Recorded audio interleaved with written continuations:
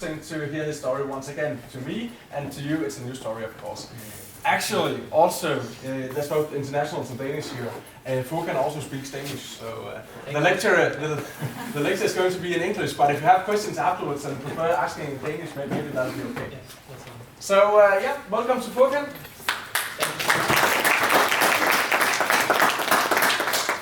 So we'll start on to the business. How does it sound like to earn money by sharing your bicycle and motorbike? Yes. Book2wheel is an online portal for sharing your bicycle and motorbike with other people and earn money. Now, how did I come up with the idea? Most people ask me. So in 2015, I was a student here as studying marketing and management. But some circumstances, I was kicked out of the country, and that was fine. So I went to Philippines, and I have some saving with me that I saved during the time I was staying in Philippines. I was doing a part-time jobs, and I was doing my studies. So when I went back to Philippines, for my own self, for my transportation, I leased a scooter, which was 2,000 pesos, local currency.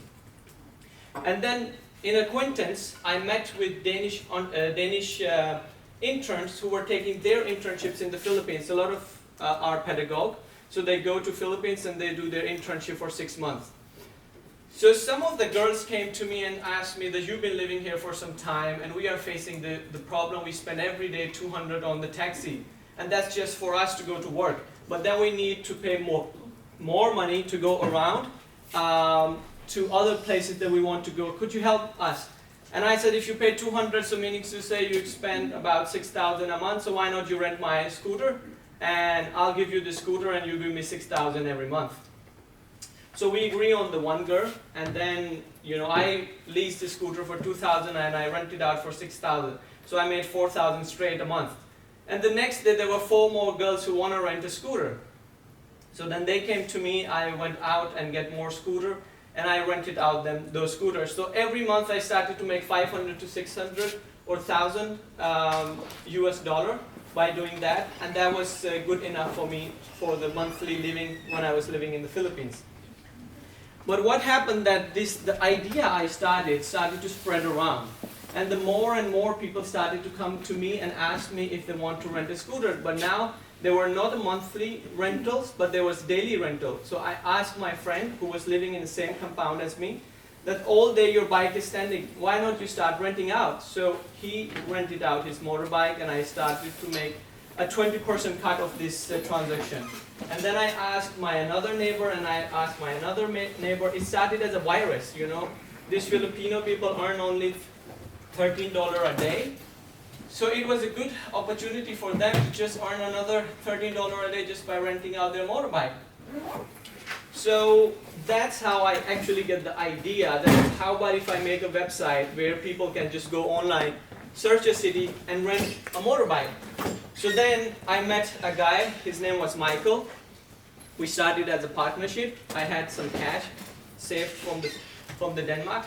I offer him some cash and I offer him some partnership of the company that he will develop the website, and I will go around and I will ask people to upload their motorbike on my website. So I started to travel every single city in the Philippines and island. I started to ask people, why not you upload your motorbike on my website? Because in the Philippines, on the islands, people don't have good internet. Let me just get a water. My throat is dry.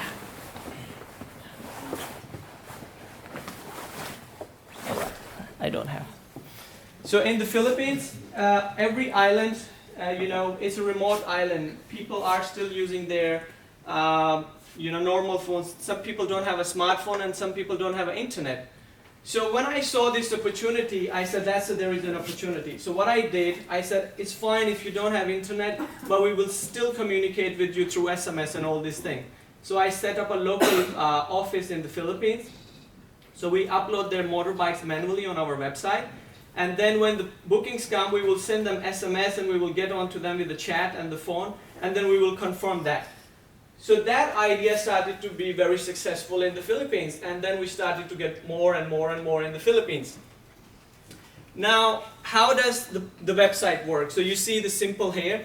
So you search about the city where you want to rent, and you can see that how different owners, and then you can see on map.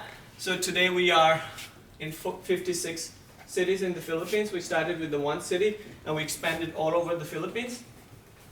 So you select the bike, which type of bike you want to rent, and then you read more about the term and condition and prices of the motorbike. You make a booking reservation. The booking reservation goes to the owner, he confirms it, and then you get a motorbike. It's just like simple idea as Airbnb or GoMore. It's a similar thing. It's not a new invention. It's a similar concept, but different product that we are doing here. Now, how do we make money? As I told you earlier, that we started to do is that every time somebody rents through our website, we make 20% of the earnings from that somebody rented. So what is the problem with this idea we are trying to solve? Well, personally, when I started, this was my own self. I didn't have money. So I started to help myself. But then I realized that if it was benefiting me, it could benefit so many other people. Because in the Philippines, an average person is earning up to $10 to $13 a day, and he has to work for 8 hours to earn that amount. But almost everybody in the Philippines has a motorbike. So meaning to say they can rent out their motorbikes and start earning extra money. So then I thought that it's not just for myself, but it's for the other people. And here is an example. What inspired me more to work harder on my idea, that this is a family named Jackie, and Jackie has 3 kids. He's a Filipino guy. He used to be a jeepney driver in the Philippines for the transportation. You have this jeep extended and people sit and he drive all day. And he would only earn 500 to 1,000 peso a day, which is like $20 or $30 a day. So he was trying to send his wife to Saudi Arabia so she could go there and work, and then they can send their kids to the school. But that was really heartbroken for me to know that people have to go apart for that. And then I told them that why not you have a motorbike, start renting out, when the one is going out, get another motorbike and another motorbike. And then he really listened to my advice somehow. And today he owns maybe 17 motorbikes, and he makes $2,000 a month through our portal. Not only that, I invested myself some of the bikes with him, so that's another portfolio I learned. So when you start a business, you go in the one direction, but then there are so many options open up for you. Today, Jackie is not just my customer, he also become a partner with me. So I bought, let's say, if he have a 17th bike, I bought 8 bikes with him, and I said, okay, we go, Book2wheel take 20%, and the rest of the money we divide 50-50 because we both put money. So then I created another opportunity for myself, and which I now offer to the other people. Like now, today, we have a lot of people who are actually investing motorbikes in our business with some of the partners. So why I'm telling you this story, because is that when you start something, it always pivot, and it's also give you another opportunity. But for me, I created an engine that I can invest into so many things into my own business. What I think possible is to get a water. My throat's really getting dry. So this is another thing happened during this 3 years. We started with something with my own self, and then we shifted to the other people, and then we started to create, okay, if we can create for fewer people, what there are other options, and we started to add another products in our portfolio. So now the question is, why should people rent through us? So what we did, there are already motorbikes which are on every island, but what's the difference that we did? So what we did was, we tried to contact with the insurance companies. So we figured out if we offer the insurance company, there will be some kind of security for the both parties. Because if you heard about going to Thailand and other countries, if you rent a motorbike and you made a scratch, they're going to rip out of your money and all this thing. So we knew that this is happening in Southeast Asia, and we want to avoid this thing. So we tried to introduce a micro insurance policy, because we knew that Filipino people could not buy a worth of a whole year, but they could buy something, a very small insurance, which can save everybody. So we come up with the $1 insurance that could provide up to 500 US dollars, because every scooter was about 1,000 US dollars. So we said, okay, at least if we cover the half of the damages of the motorbike, and it can also provide to the accident or something happen to the people, so there will be security. Thank you, sir.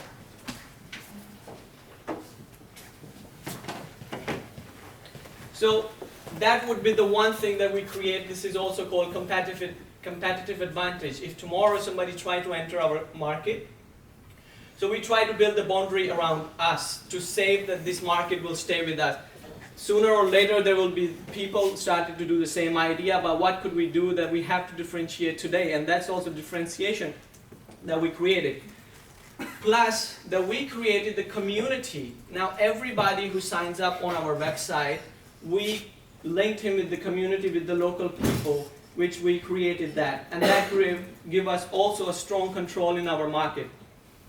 So these are some of the things that we think that these are our competitive advantage, that why should people go through us. Another thing, when they rent through our portal, that people are verified, we know where they live, who they are. So if in case anything happens with them, we can negotiate with both parties and try to meet in a middle way, and we can also provide help them. So what is our market size that we're trying to achieve? I'm sure some of you are entrepreneur students here, are familiar faces. So you also always start with the beachhead market. And my beachhead market is the Philippines market. So here I'm going to give you a very simple calculation, how to calculate your market size. For us, we are looking into the touristic market. We are looking into the local tourism, and we are looking into international tourism. So what we see, the Philippines has 160 million population. And when we looked at on Google and other places, we found about 160 million, 60 million are domestic tourists. Because Philippines have 7,000 islands, so people have a relative into different places and they go and visit them often. And when they arrive, they need a sort of transportation, which is motorbike, because it's an island and you need to have a motorbike to go to different places. So that's our one target group. The second target group we identified was the international tourists who were coming there. So we look at the statistic of the international tourists who were coming was about 5.5 million. So we said that how many bookings we had, we divided into number of days into the bookings and what we were earning. On average, we was earning 8.4 US dollar per booking. That was our, you could say, earning from bookings. And then we say, out of total all this population, we just want to convert 5% of this population. And then we get this to 27.3 million. That's just the Philippine market size. If one day we are able to succeed, that could be feasible. I could be wrong or I could be right, but we have to start with something to see if there is a market potential. So as I earlier explained you, how far are we? Morten told you earlier. Actually, in 2015, I just have an idea. I started to really work on hard in 2016 when I joined this core innovation and entrepreneurship. And I joined this program of where I think some of your students are going to participate. And that's where everything actually kicked in, because you know, as my first education, I had studied civil engineering. And when you study civil engineering, your mind is closed. You know, you can do mathematics stuff, but you don't think out of the box. But when I started this course, you know, I had a wonderful teacher, Jacob. Do you know this teacher? Yeah? Some people really hate him, and some people really like him. So, but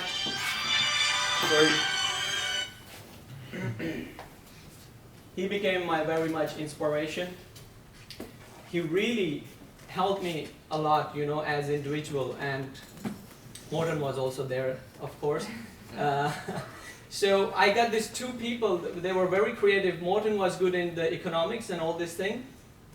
And Jacob was good into discovering my inner talent. And you know, he polished me over and over again to teach me how to look into those things. If you heard this 27 steps of this Holy Grail, in innovation and entrepreneurship. You had this class, right? Yeah, there was some steps. Yeah. So we started to follow the steps over and over again, and then we started to know that how big is our market and how we're going to get the market. When I started, I was just here called Cebu City. We were just here. We had a very few bikes when we started. And then over the last 2 years, we expanded into 56 cities. It's a huge, and we are now every major city. These dots just looking because I narrow the map, so when you expand it, you will see the more. And you can see it on book2wheel.com/demo because we are still keeping this running on the demo side.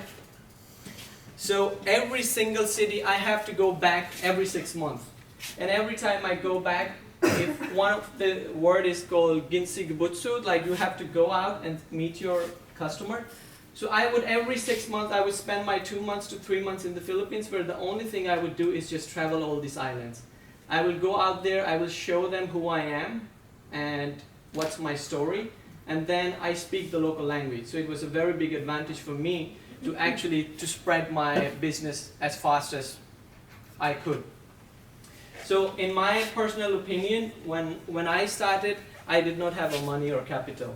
I had a really small capital. So for me, you know, I have to do something to earn the cash, and then I have to reinvest this cash, and then I have to reinvest this cash. I was not lucky that I have a strong family who could give me a cash, or somebody could loan me money. It was not in my case.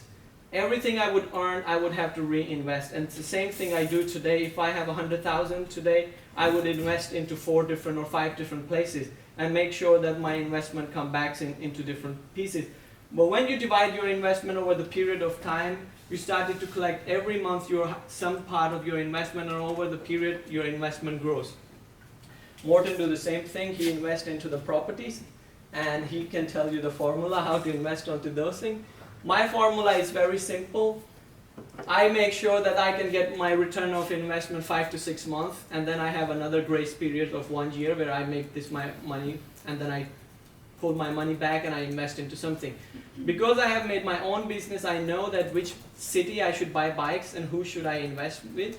So I created a lot of partners where I invest. So this is one thing, you know, if you think about stock market and another investment things, so it's just like, for my personal, I will only invest on the things which I trust and I can see it and I can feel it.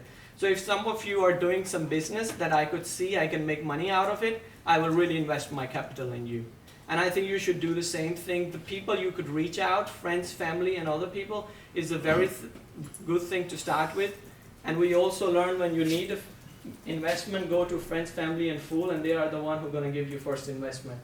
So if ever you want to invest something, try to invest on the people that are very close to you. You can see each other, meet each other, and that's my advice for the investment. So what we did, this is something I break down of how many customers we had. We had actually started in 2016, and we have some number of customers in 2016. But 2017 we had 478 customers, then we had 1,292, and this is in 2019, still 6 months, we have 778, and we have about 61% growth from 2017 and 2018. So every time we are growing, every quarter we are increasing our customer, because it is now becoming a word of mouth. So people are getting to know about our product. The people who use, they are coming back. So that's how it's now expanding. So I think that's the most important part in terms of numbers. So when you start a business, it doesn't go in rocket science. You are, for many years, you might not even make profit. And in our case, I told you that I didn't have a huge capital to start with. I did get an investment of about 8,600 euro, which I injected into my business, buying a different bikes, which is giving me back. But so in 2017, this was our turnover in euros, 21,000.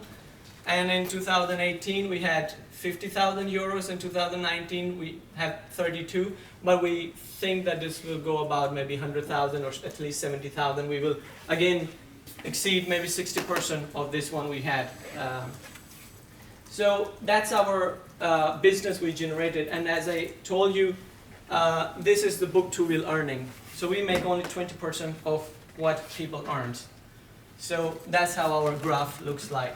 Book2wheel take 20% of the commission. The reason I showed you those bigger numbers, because that's the business we are creating. That's how much money transactions are going on through our portal that we started a few years ago.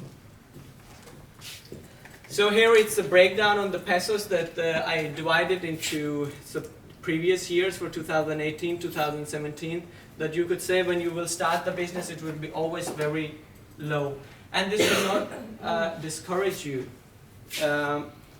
You can't become a rocket science in one day, or you think the Facebook and Google and all these places, never one day. It's a very long struggle. I might be able to succeed in it to make it $1 billion or $1 million worth, but I might be fail on the way.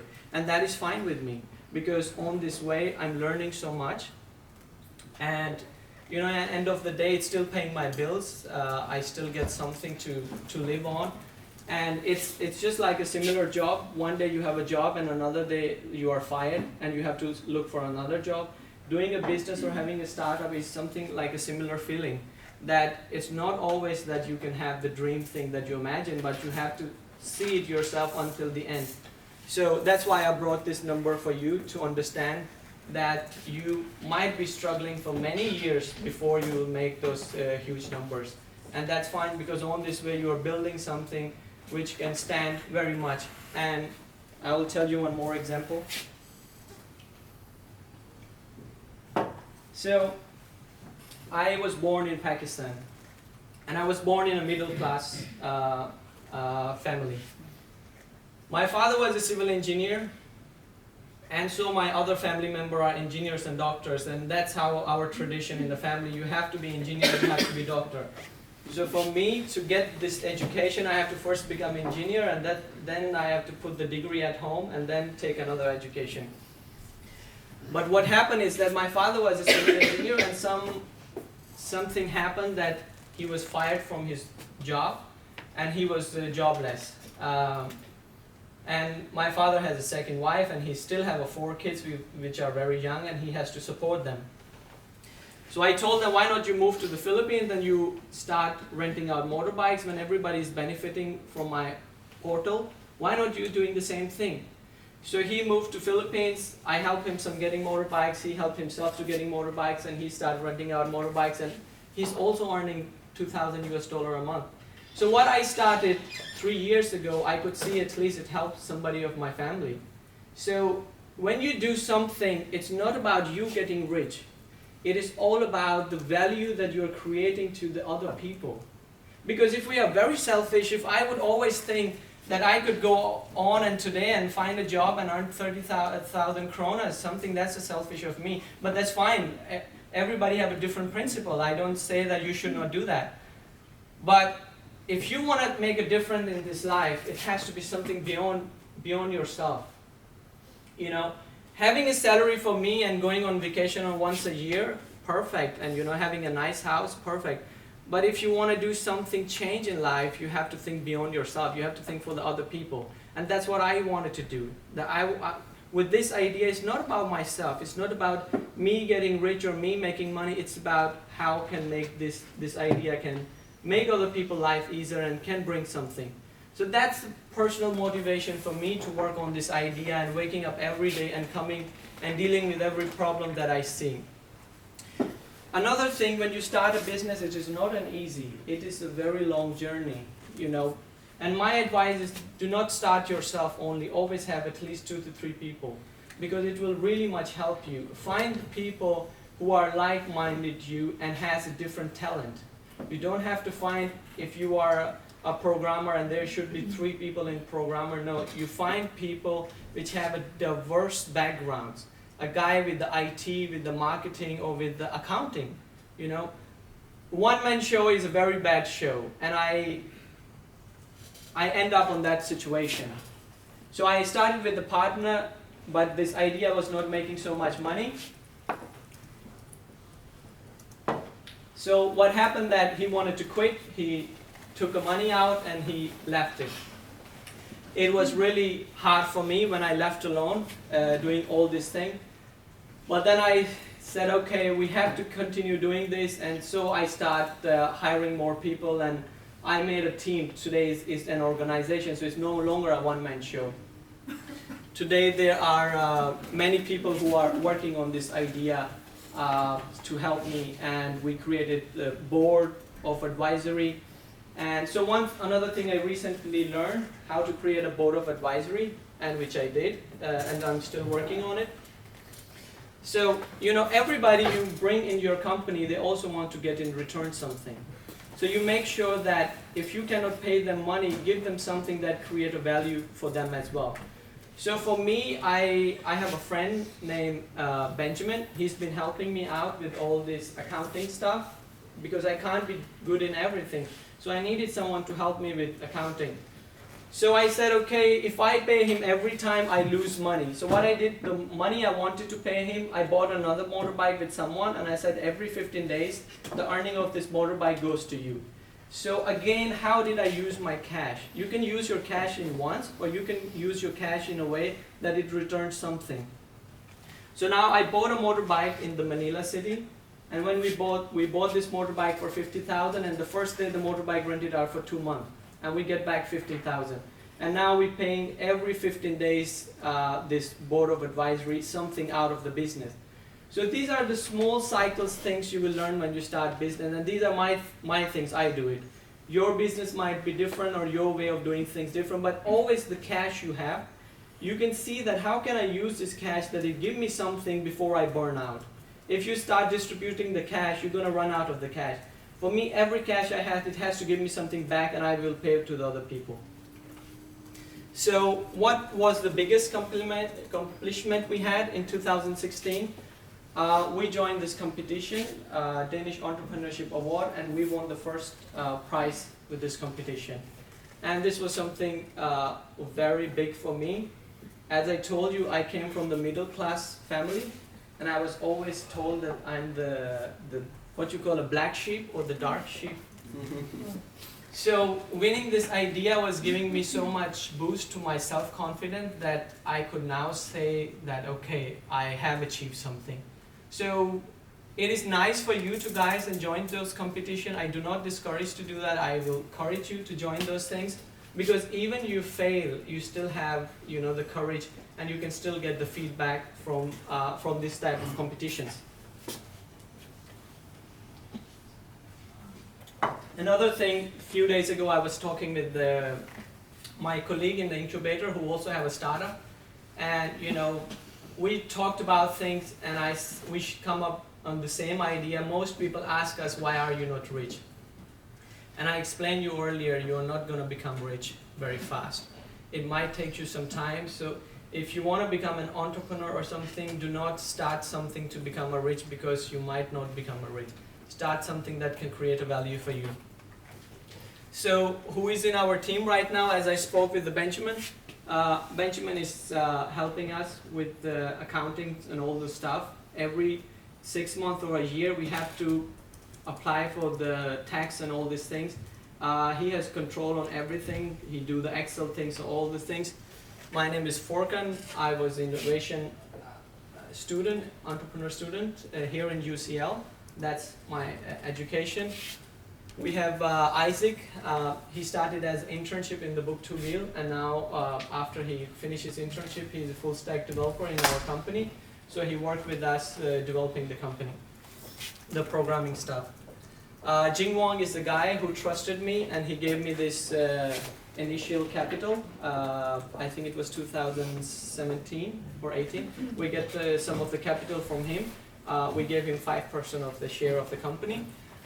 Queenie is based in Manila, so she is the head of the country. She runs the whole country with the sales and marketing and everything. And then we have Stephanie, she's a graphic designer. Today we have a team in India. We have other people working with us, because a lot of people had internship with us, and now we hired them as a freelance, so we still keep them with us in our company. So this was my pitch.